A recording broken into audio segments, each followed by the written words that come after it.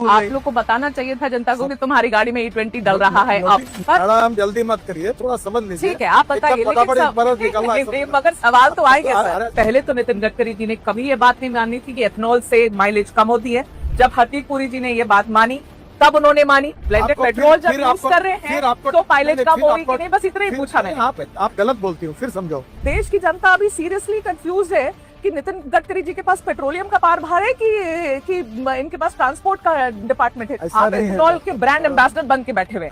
Central excise भी कम किया है एथनॉल ब्लेंडेड पेट्रोल पर, इसके बावजूद भी पेट्रोल के दाम कम क्यों नहीं हुए?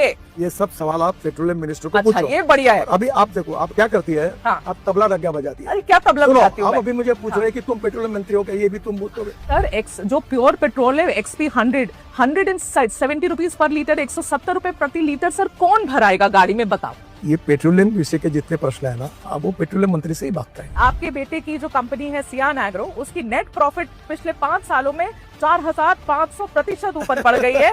इतने 1000 करोड़ की आप बना देते हैं हाईवे, और आपने एकदम बेस्ट टेक्नोलॉजी, बेस्ट मटेरियल। पहली बारिश घंटा हो जाता है, फिर आप कहेंगे कि सवाल पूछो तो गलत है। ऐसे कैसे? मैं एंटी नेशनल थोड़ी हो जाऊंगी सवाल पूछूंगी तो। मैं आपको दिल्ली देहरादून पूछूंगी, सर उस पे गड्ढे हुए थे सर। तो आप सबको पेड कैंपेन बोलेंगे, आप कहेंगे सब पेड कैंपेन है, सब ऐसे लोग हैं। ऐसे नहीं, जनता के भी सवाल है ना सर, कभी तो मान लेना चाहिए। अगर कोई बात झूठ बोलने से डिफेमेशन केस होती है। हाँ, आपने जो पढ़ा इसके ऊपर मैं आपके ऊपर डिफेमेशन केस भी कर सकता हूँ।